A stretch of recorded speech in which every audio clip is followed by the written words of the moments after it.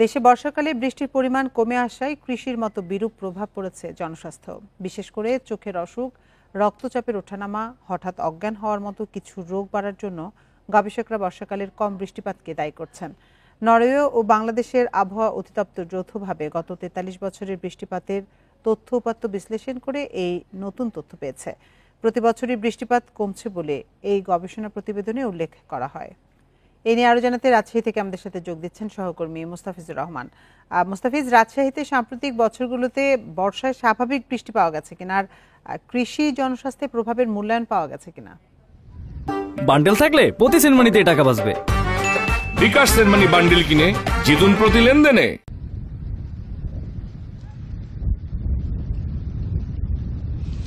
দেখুন, প্রকৃতির বিরূপ প্রভাব কিন্তু রাজশাহী তথা উত্তরাঞ্চলে এখানে দৃশ্যমান। কেননা দেখা গেছে যে বর্ষাকালে বৃষ্টির পরিমাণ কমে যাচ্ছে, গরমের স্থায়িত্ব বাড়ছে, সেই সাথে কিন্তু শীতের যে দীর্ঘায়ু, সেটা শীতের যে শীত যে এর আগে থাকতো সেটি কিন্তু শীতের সময়টি কমে আসছে। এবং এইখানে দেখা গেছে বর্ষাকালে যে ধরনের বৃষ্টিপাত হতো এই অঞ্চলে, সেই বৃষ্টিপাতটি কিন্তু আমরা বর্ষাকালে পাচ্ছি না। অর্থাৎ এখানে বর্ষায় প্রচণ্ড গরম পড়ছে, সেই সাথে প্রকৃতি তার রূপ ক্ষণে ক্ষণে পরিবর্তন করছে।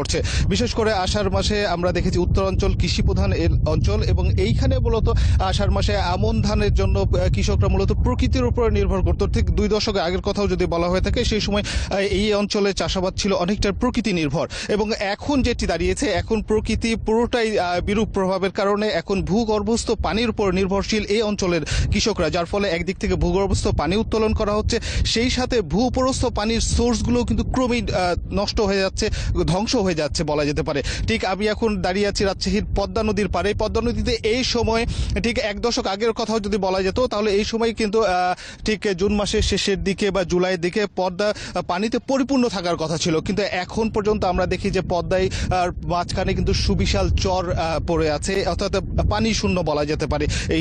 এই চরটিকে বা পদ্মা নদী এখন পানি শূন্য।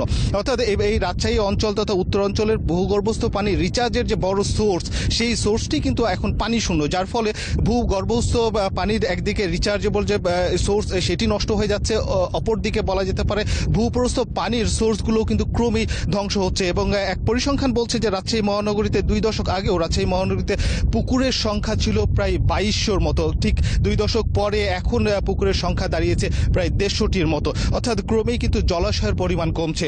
এবং পরিসংখ্যান হিসেবে বলা যেতে পারে যে শুধু রাজশাহী নয়, সারা দেশের কথা যদি বলা যেতে পারে, বাংলাদেশে এখন পর্যন্ত পরিসংখ্যান একটি বলছে যে প্রায় 14,800-র মতো পুকুর সেটি কিন্তু অস্তিত্ব সংকটে পড়েছে। অর্থাৎ যখন ভূপৃষ্ঠ পানির সোর্সগুলো কমে যাচ্ছে এবং ভূগর্ভস্থ পানির সোর্স যখন কমে যাচ্ছে, যার ফলে কিন্তু প্রকৃতি তার বিরূপ প্রভাব দেখা দিচ্ছে, যার প্রভাব কিন্তু পড়ছে জনজীবনে, যার ফলে একদিকে যেমন ক্ষতিগ্রস্ত হচ্ছে প্রকৃতি যেমন ক্ষতিগ্রস্ত হচ্ছে, সেই সাথে কিন্তু জনজীবনও বিপর্যয় নেমে আসছে। এই ছিল রাজশাহী থেকে সর্বশেষ। রাজশাহী থেকে জানাচ্ছিলেন সহকর্মী মুস্তাফিজুর রহমান।